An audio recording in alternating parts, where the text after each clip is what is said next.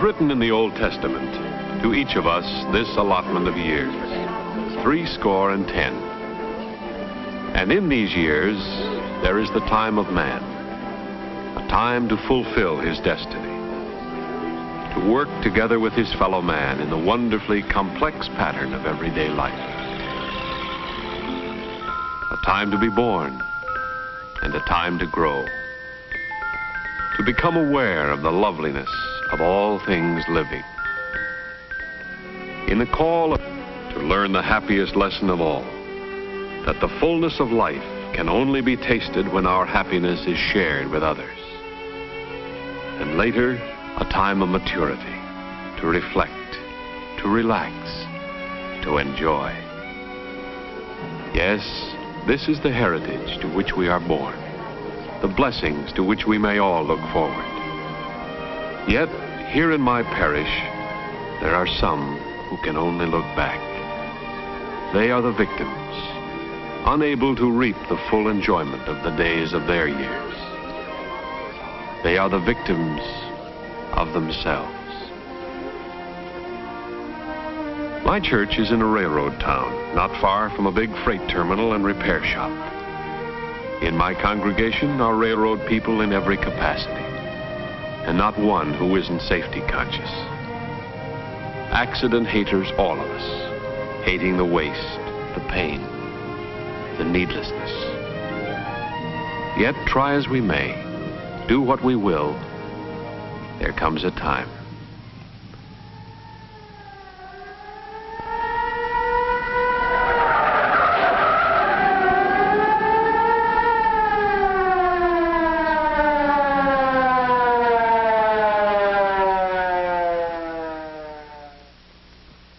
A fellow worker hurt. You never get hardened to a sight like this. But it isn't only what happens to the man in the ambulance. There's another story behind most accidents. The story of what happens to the others. You might say I've got sort of an inside track when it comes to knowing the inside story behind an accident. And it strikes me that the ones who are hurt most by the carelessness that causes accidents are the ones who weren't even there.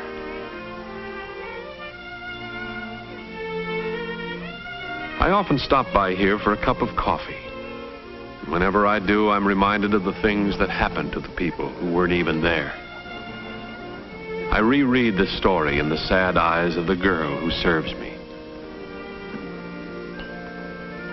This is Helen. Although she has never been in an accident, Helen is nevertheless an accident victim. Her eyes were not always sorrowful. Once they were bright and shining. Yes, I remember how those eyes used to glow whenever Helen thought about Joe. Joe Tendler was his name. In those days, Joe was about as average a young fellow as you'd be likely to meet. Young, nice-looking, easygoing, good company. He hadn't a complaint in the world. Well, maybe one complaint. He was getting a little tired of being a bachelor, eating on the run, cleaning up your own place if you got around to it. But all that was due for a change pretty soon. Yes, Joe was a pretty lucky guy. A good job as road electrical foreman, a wonderful girl who wanted nothing in the world more than to be Mrs. Joe. On his way to the job that morning, Joe had to stop by to see Helen. There was something he'd forgotten to give her last night. Joe, in front of all these people, behave. But of course, Joe was behaving, the way any lucky, happy young fellow about to be married would behave. It was only natural. Joe had to take off in a hurry to reach that job on time. And Helen, well, she was on the job, and her face had that glad look I'll always remember. It made people feel good just watching her feeling good as she went through the motions. And though she was quick and sure and competent in everything she did, she was really a million miles away from that little restaurant. A million miles away. In a dream world all her own. That dream world had everything. A church, complete with ministers saying the proper words. I was flattered to be a part of Helen's dream. There was a ring in it, and of course a beautiful dress and veil, and a handsome groom. And when the ceremony was over, there was the first of many, many kisses. Yes, this was Helen's very own dream, and she was going to make it worth dreaming. She wasn't skimping on anything. There was that perfectly scrumptious model house she'd been wanting for all these years. And here it was, exactly as she'd imagined it. And here they were. And what was the sense in waiting? And so, the fastest sail on record. And while she was dreaming, she'd furnished that house that very afternoon, so Joe could read his evening paper on that pretty couch that very night, so she could take that paper away and cuddle close. She dreamed of everything any dreamy young girl had ever dreamed before. Of crackling fires, of dimmed lights, of love. And even in her dreams, Helen missed Joe when he was gone. But she was a clever dreamer. So she arranged for little Joe to be there to keep her from getting lonesome when Daddy was away. The beginning of a new life, but the end of a dream.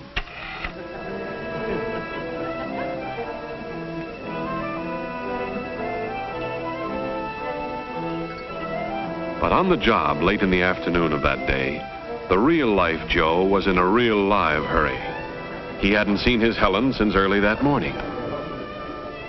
Come on, you guys. Get a move on. Let's get out of here. To the impatient Joe, the men seemed almost purposely stalling as they stowed their gear.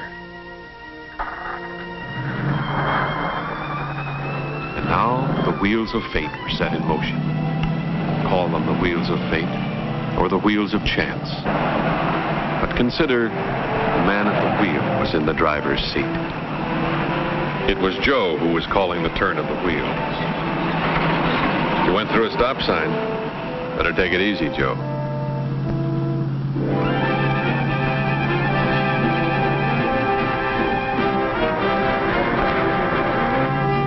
The others, they were along for the ride, whether they liked it or not. Liked it, they hated it. But what could they do? They were trapped. Yes, Joe had to take them, and he just couldn't get there fast enough.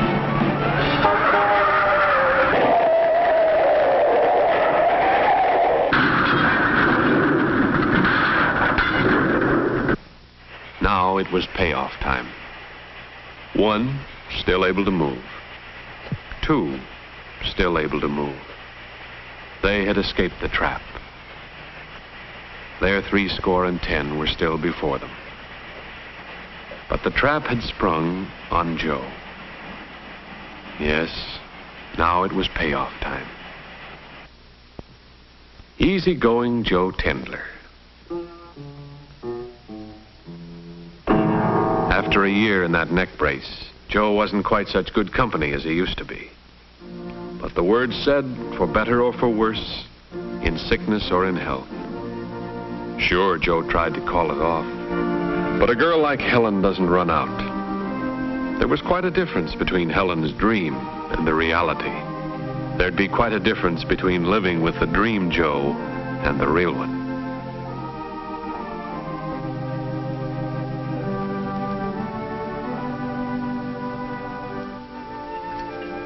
It needn't have happened at all.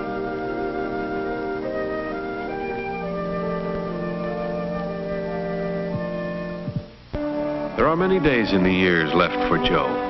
For George Price, there are fewer.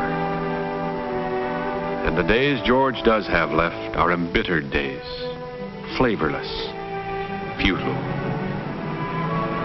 To George, the sound of that approaching car as it nears the house across the street prods back into his memory, a scene he has fought to erase, a scene he cannot forget. This is Lenny Bellows, the boy across the street, the boy who once was like a son to George. just across the street, where every day George can't possibly help seeing him. And every day, George remembers. George remembers how it was in the happy days with the Price and Bellows families. Fred Bellows, Lenny's father, and George, good neighbors, good friends. They'd spend hours figuring the fun they'd have on their retirement pay, the trips they'd take together, the wonderful places they'd see. It would be soon now. Their wives had waited patiently through all the long years of railroad service. Lenny would go to college. It was all planned. There wasn't a cloud in the bright blue sky of their future. 42 years of good, honest work. George was proud of those years, proud of the strength and stamina that had kept him going. But today, somehow, he didn't feel so good. And when it was time to go back to work, George wondered whether he was going to be able to make it. Funny, these last few weeks, he hadn't been quite up to snuff. Nobody noticed. He hadn't mentioned it. Probably just indigestion. He'd be all right. If he could only hold out until retirement time. But now he had a job to do, and nobody was going to say George Price gave up on the job. And so, as Fred Bellows climbed up to go back to his job, George went back to his. A small voice whispered, "Report sick. Get a relief man. Don't be a fool, George." But George had a job to do, and he was going to stick to it. So there was George. And Fred. And Bill said, "Come on, easy."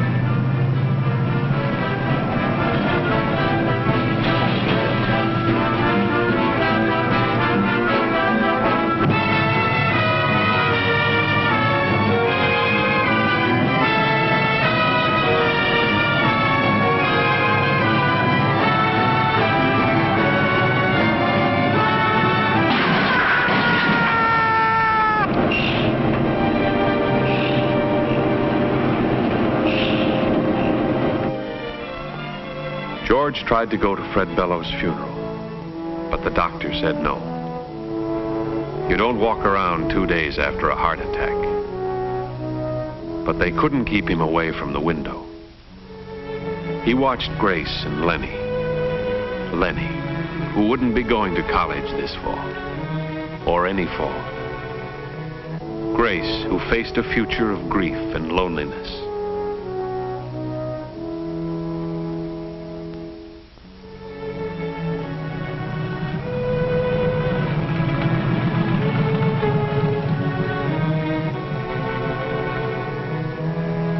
That was over 3 years ago.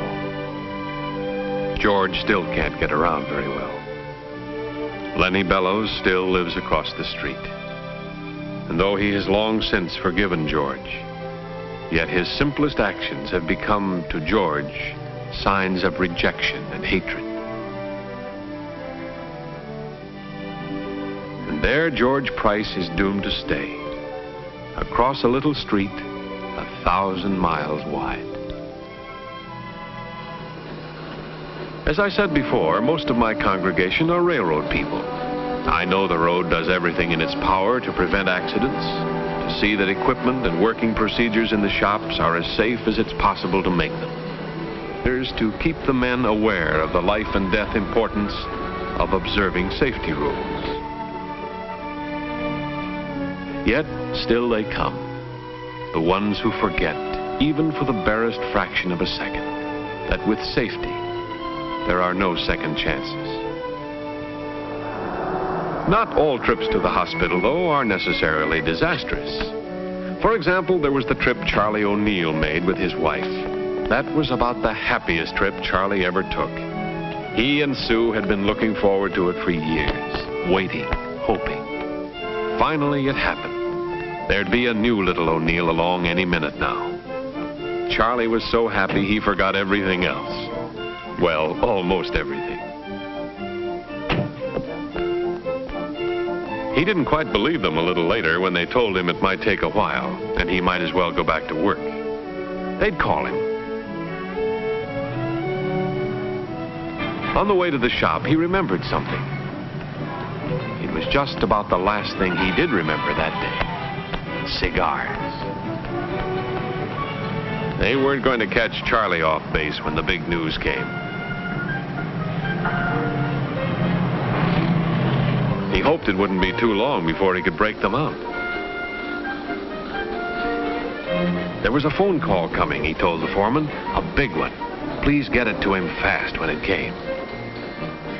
Charlie did remember one more thing that day. To take proper care getting Bill's attention. Gentle pressure on the shoulder so as not to startle him. That hissing open flame is deadlier than any snake. Charlie knew it. Every man who works a torch knows it. When you come near them, you come up smooth. You don't make any sudden motion.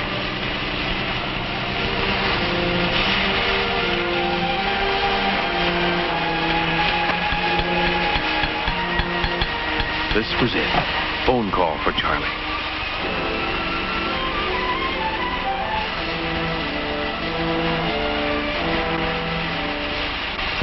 Yes, yes. A boy. 9 pounds. Wow. You can forgive Charlie for being excited. Who wouldn't be? A newborn father is one of the most excitable people in the whole world. You can forgive Charlie for passing out cigars during work hours, even though he knew he should have waited till lunch. You can even forgive Charlie for what happened next, for that one instant of final, fatal forgetting.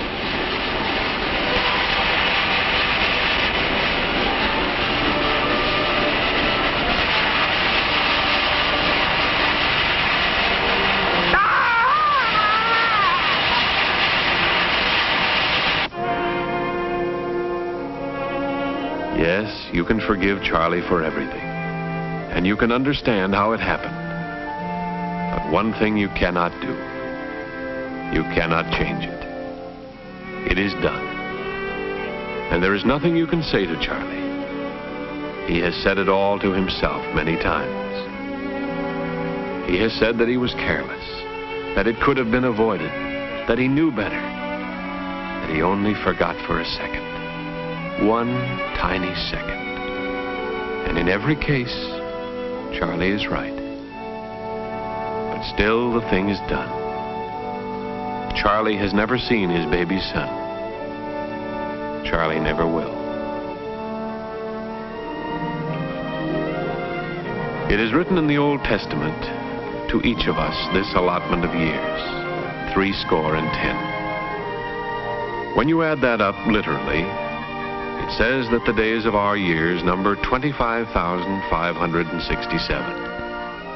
A trivial accident might take away 1 or 2 of those days. A serious one might take away 100 or 1,000. Or suddenly, there might be no days left at all.